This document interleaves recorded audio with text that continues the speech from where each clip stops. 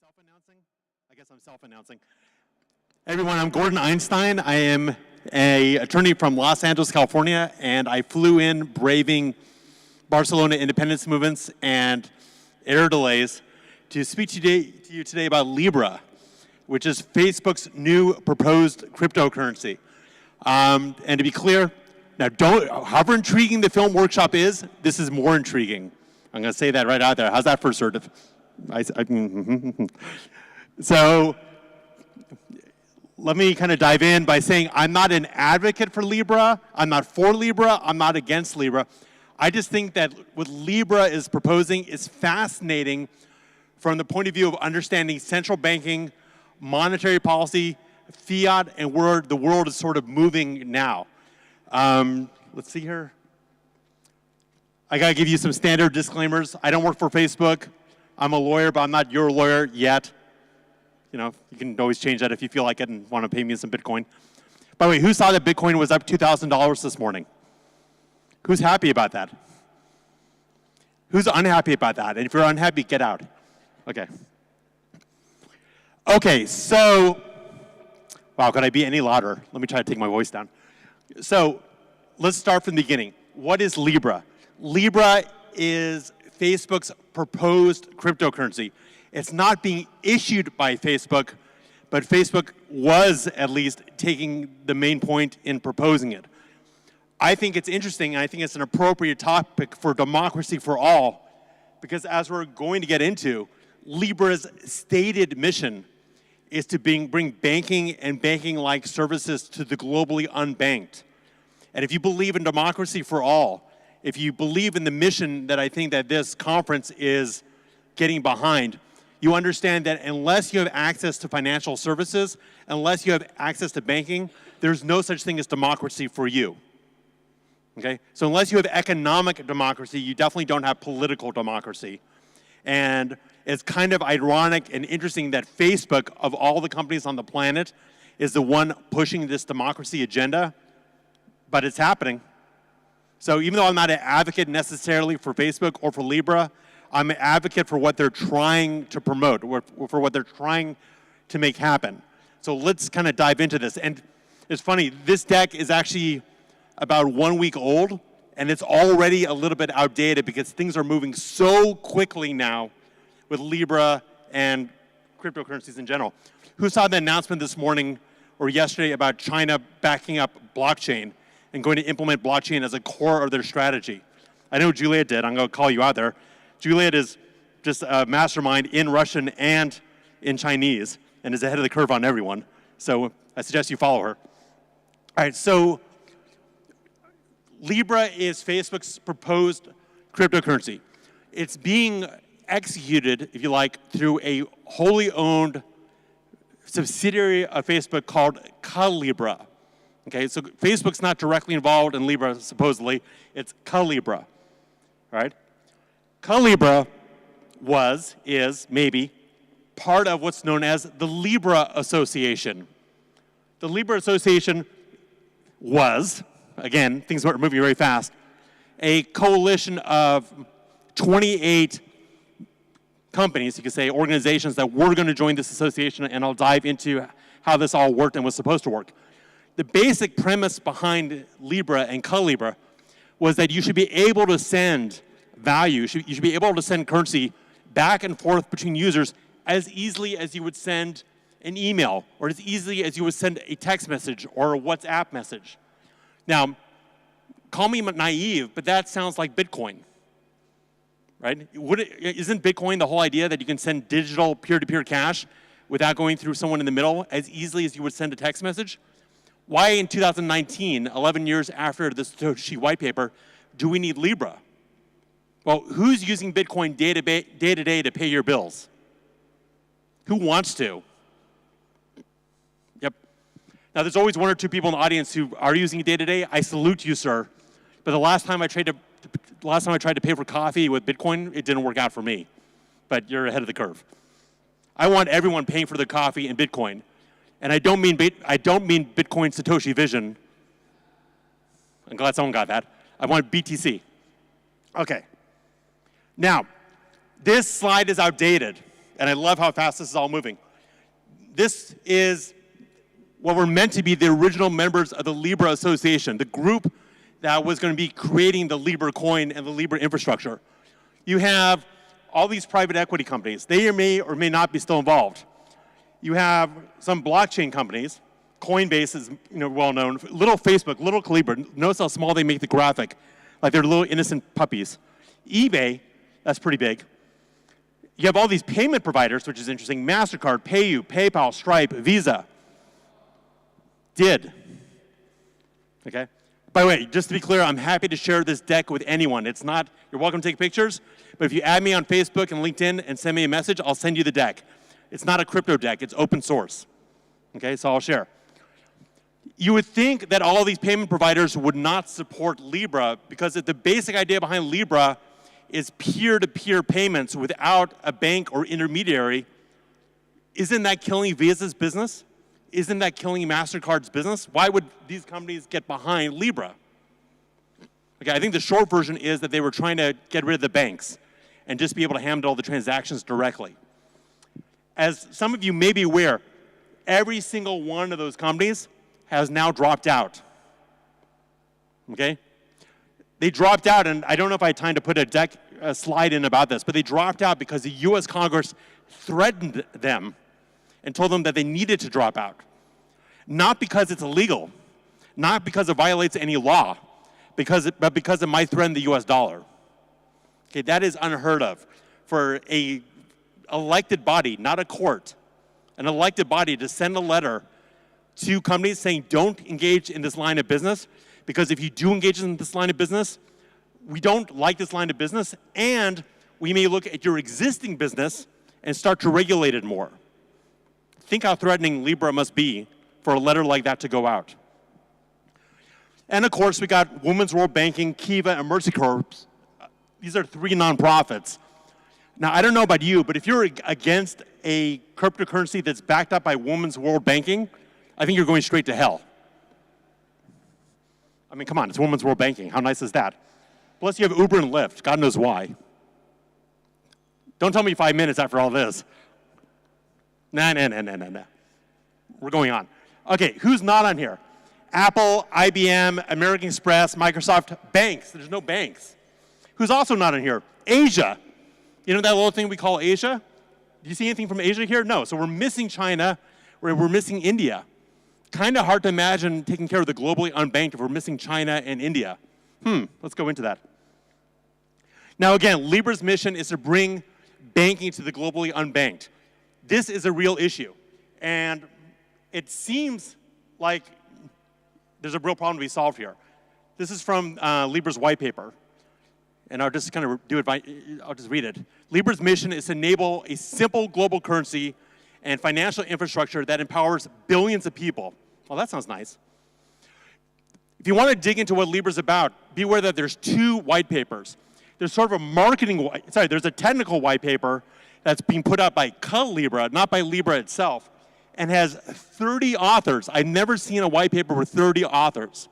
It just happens that all 30 work for Libra, and they contributed the document to the Libra Association.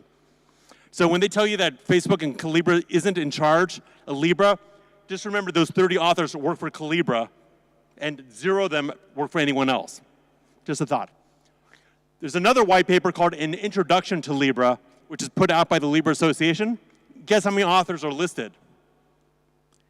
0. Uh-oh. So this is more of a marketing document. It's repeating the idea that it's supposed to bring banking services to the globally unbanked. By the way, I'm talking a little bit fast just for time limits. Is it too fast? Are you with me? Raise your hand if you can't understand me. Raise your hand if you're not going to raise your hand no matter what. Really? There's always someone who raises their hand. Oh, there's the guy. There's always one guy in the audience who does that. Just wanted to give you a chance to be famous, sir. Okay, so where did Libra come from? Where did Libra come from? This guy, David Marcus. I mean, look at him. He looks like a nice guy, right? I've seen him testify. By the way, I've seen this guy testify in front of the US Congress for 18 hours. I don't know if he's a nice guy, but he has the discipline of a Zen monk, okay? Or Shaolin. this guy got beaten up by so many incompetent characters, and he kept his calm the entire time. He must have been on Xanax, okay? Because there's no way that I could have sat in front of the U.S. Congress, answered their stupid question for 18 hours, and be this calm. Like, I think they took out his emotion chip for the day. So way back in the 1990s, this guy, and it's right there on Google Patents, came up with a patent for sending currency back and forth using mobile devices. This is before, I think before the Satoshi white paper. And he went to University of Geneva, which will come up relevant in a second. He started a company on this patent called Zono, or Zong. They got acquired by PayPal. PayPal got, of course, acquired by eBay. Then he went on to work at Coinbase, and then he went to work on Facebook. And look at who's here. PayPal, eBay, Facebook, Coinbase. It's like the Libra Association is David Marcus's best friends. I think that Libra is just his patent updated for crypto. And it's worth reading his patent. It's right there on Google Patents. All right, I'm going to kind of go through this. I'm not going to beat this to death, but the real thing to keep in mind is, why is Libra different from fiat? Why is it different from a stable token like Tether? Why is it different from Bitcoin? Why do we need Libra, or what differentiates it? The core idea is this very last one that's all in red. Okay, Libra is backed by something called the Libra Reserve. The Libra Reserve is a pool of stable financial assets which back up Libra's value. So what is the US dollar exchangeable for? Nothing. It's exchangeable for the full faith and credit of the US government, whatever that's worth. Okay? What is Tether exchangeable for? Who believes that there's $1 for each Tether out there? Okay, I assure you there's not $1 out there for each Tether out there. Okay? What is Bitcoin exchangeable for? Nothing really, except for its scarcity algorithm, which is very interesting, probably gives it its value. Libra is the first time we've had a corporate cryptocurrency that is not a stablecoin. It is not a stablecoin. It is not exchangeable for a basket of reserve currencies. It is backed by a basket of reserve currencies. That is this fundamental threat to the central banking system. Let's explore this idea. So when I buy Libra, when I want to get involved with Libra, assuming it ever launches, which God knows if it will, okay? The idea is I go to a local Libra reseller. I pay them in my local fiat, whether it's dollars, or Deutschmarks, I wish, or euros, right? I get my Libra. Then the money that I paid gets invested in the Libra Reserve. The Libra Reserve is a basket of reliable, we think, fiat, like dollars and euros and yen, and low volatility assets, like government bonds. Okay, I don't know if you think those are volatile or not, but they're supposed to not be volatile. It's very similar to what's known as a special drawing right, an SDR. Okay, this is something I think that's put out by either the World Bank or the International Monetary Fund, where central banks are allowed to trade amongst themselves using a basket of very similar reserve-type currencies. In a way, Libra is making SDRs available to the entire world. That is a breakthrough idea. Okay, now if it's good for central banks, why isn't it good for someone in Nigeria? Well, the basic answer is they don't want people in Nigeria to have this power, and they're threatened by it. Maybe they should be threatened by it. Okay, Libra's not a bank. When you get Libra, the money is held basically in your wallet. It's not held by Libra, right? And where does all this Libra money go? Well, the reserve is invested, right? Once the expenses of the Libra Association are paid, the excess profit goes to the Libra Association members. I saw some predictions saying that they would make $1 trillion within a decade based on this investment amount. That's a good deal. No wonder MasterCard, PayPal, Visa wanted to stay in there. Of course, they all fell out. Now, is the global unbanked system or issue real? Sure.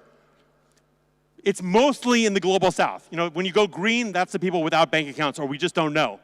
Okay, here is not that they have bank accounts. It's here that we don't have information. Okay, so mostly in the global south, the issue of people not having bank accounts and not having access to financial services is real. In the United States and Europe, of course, most people have bank accounts and most people have access to the banking system. Yet, where has Libra encountered the most pushback? The North. Do we really need the North to get banking services? No, we need it in the South. So maybe the pushback that's happening in the North doesn't really matter. What if Libra just launches in the South?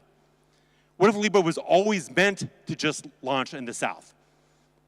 We'll talk about that in a second. Now here's a little interesting graphic. I always assumed that Facebook had most of its users in the global north.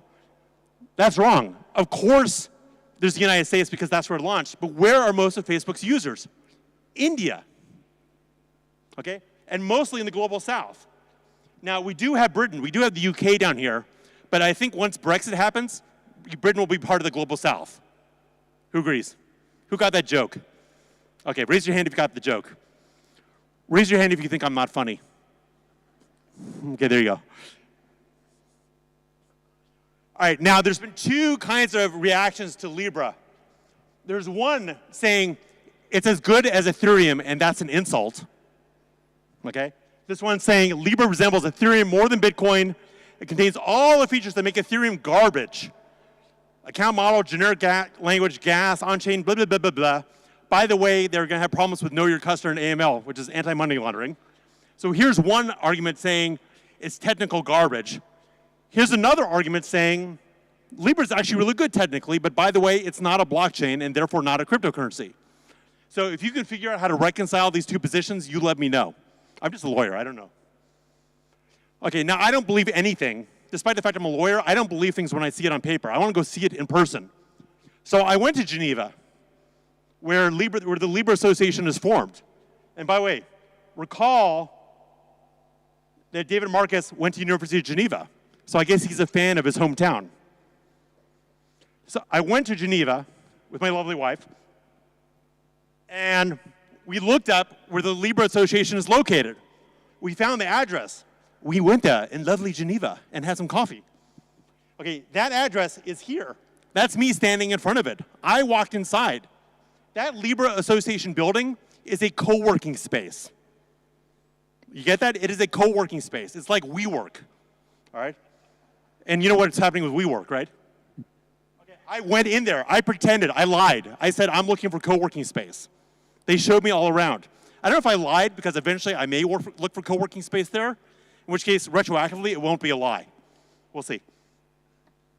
So I went to this building, and I went inside, and I took this photograph. These are all the tenants of this building. Libra's not on here. Who's on here? PayPal. Just PayPal. And PayPal has dropped out of Libra.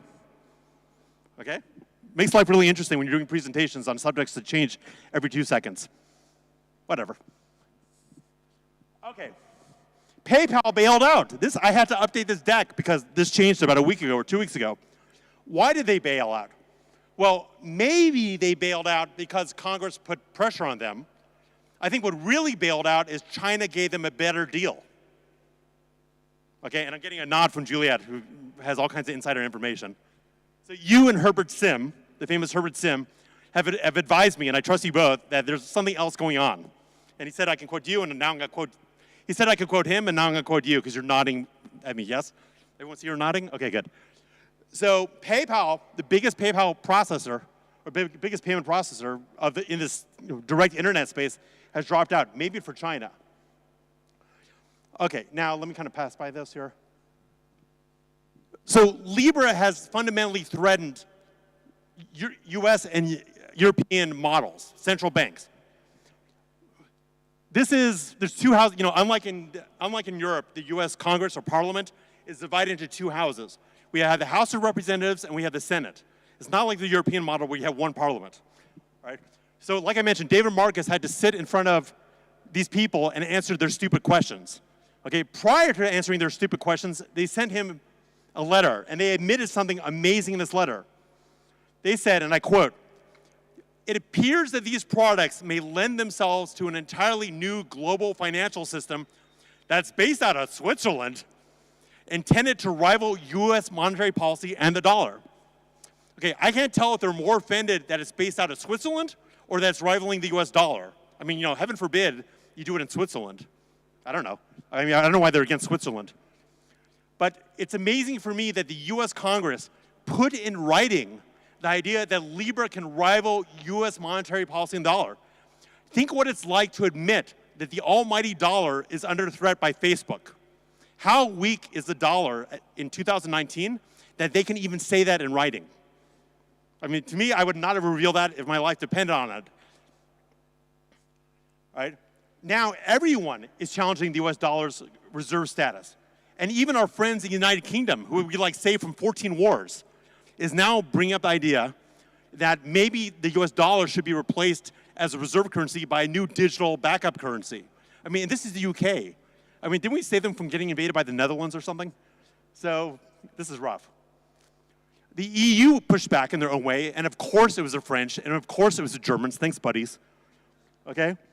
And they go, we consider, I can't even do the accent, we consider that the Libra project, as set out in Facebook's blueprint, fails to convince that those risks will be properly addressed. Here's the killer sentence. We believe that no private entity can claim monetary power, which is inherent to the sovereignty of nations. If monetary power is inherent to the sovereignty of nations, why are we all using the euro? But anyways, France and Germany pushed back against Libra. Putin, of course, loves it. He's neutral on Libra. He's like, well, if it messes with the US dollar, it sounds good to me. You guys all have fun now. Meanwhile, we're going to conquer Syria.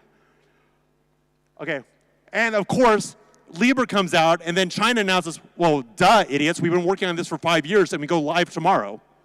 Because, that's what China always does.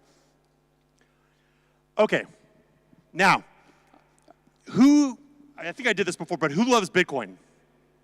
You better raise your hand. Okay, I'm a Bitcoin maximalist, and I put my money where my mouth is.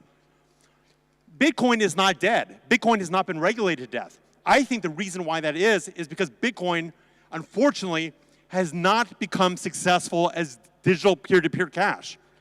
At most, for most people, it's become a store of value or an investment asset. In other words, it's become a form of digital gold, but it hasn't yet become a form of digital money. And I know your lightning argument. I see John McAfee back there, and you and I can argue all day on this stuff. But at the moment, Bitcoin is not being used to pay for coffee by most people. I think, in my opinion, that saved it. Okay, because if it was being used day-to-day to buy coffee, it's very hard to shut Bitcoin down, but God knows they would be trying. Because Libra is meant to be used for coffee day-to-day, they attacked it like a bunch of ravenous dogs. Okay, so I'm actually happy that for a while, Bitcoin is not being used that way, because I think that saved Bitcoin and supports the idea of Bitcoin being a long-term success story. So I'm out of time. I'm done. I want to thank you all. And let's give it up for our next honored guest.